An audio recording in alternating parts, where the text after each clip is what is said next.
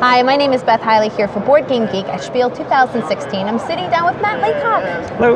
With a very exclusive special edition of Pandemic Iberia. Yes, this is Pandemic Iberia, so it's Pandemic set on the Iberian Peninsula in the 19th century. And it's a co-design with Jesus Torres Castro, who I met in Spain when we were vacationing there. This is a brand new version of Pandemic. It's a standalone game. Right. And basically you take on the role of these people who are learning about disease and gallivanting around the country there's no airplanes at this time. So right. we need to do new things, right? And also you're not necessarily curing the disease, you're researching Yeah, at this time they're just trying to learn about them. So in this case, you get these little research tokens, little microscopes made out of wood to keep track of which of the 4 diseases. And these actually are named diseases. So we have yellow fever and malaria, typhus. And historically accurate for this region, of this region and this time period. Yeah, exactly. So unlike normal pandemic, when you're moving around, you do a lot of moving by carriage, right? You're just moving spot to spot. But in this game, you've got the opportunity to help develop out the rail line of the country. So for an action, you can drop down rail, move, drop rail. And when you're dropping it down, it's not really speeding things up that much. But over the course of play, when you've got these lines developed, you can move across the board really rapidly if you've made the right kind of investments. So I might be down here, I can treat like normal, and then for one single action, I can move all along the rail, all the way up here, and treat for a second or third action there. So it's really fun because every time you play, you develop out a whole new rail network. So it's kind of like a pandemic game and a rail game kind of married together. Hopefully not to deliver disease, though. No, not so much to deliver disease. Now, also, like Pandemic, we have a couple different roll cards. I'm just going to grab one to pull it down here as an example. With all new artwork. Yeah, actually, we developed 7 new rolls. They're all brand new. They're not clones of the other Pandemic games, and they have various effects. So if you're the railwayman, you can drop railway tokens down on the board more efficiently.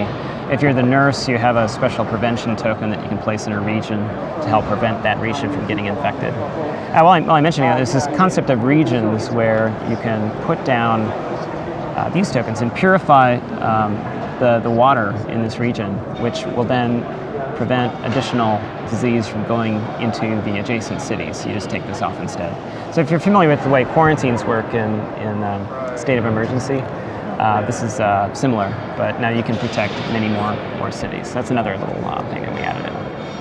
But at least there's some structure that's familiar from base Pandemic that a lot of people are still going to be able to fall into this very quickly. The chassis of the game is pretty much the same. It's just that movement is different. There's a sort of like this more strategic arc to it now, because you have to decide, do I want to invest in rail building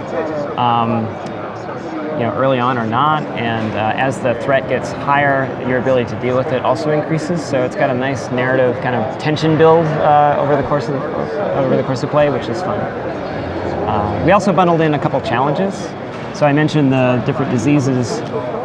You can play with these historical disease cards. So you can introduce cholera, and it's got its own effect, or yellow fever, and it's got an effect. Decide how many of these you want to play with. You can play with all 4 if you want to. And these have nastier effects for those diseases. The outbreaks are worse, or the ports are worse, that sort of thing. And now you tucked in a little extra bit there along the side. Yeah, Z-Man bundled in some of the artwork from the game, so it's a little collector's edition artwork. As it turns out, this is a limited, As it turns out, this is a limited printing, so just one and done for this one. Right. So it's kind of a collector's edition sort of thing. So you get a...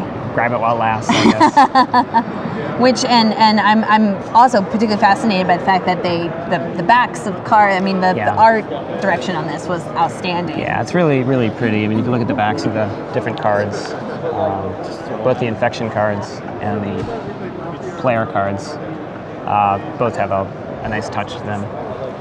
There's one last thing I want to bring up, and that's there's another version of the game where you're playing with the influx of patients.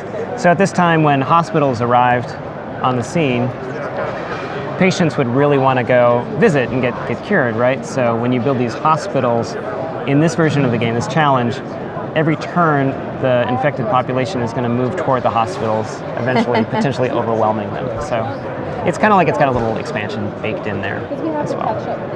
Well, Matt, very excited to see some of these different flavorings of Pandemic, and I think that having now finally seen this in real life, this is spectacular. So you guys should definitely check this out, and if you're interested, this is Pandemic Iberia, which is co-designed with Matt and Jesus Torres Castro. Thank you, published by Z-Man Games, and thank you so much for bringing it by. Thank you, Beth.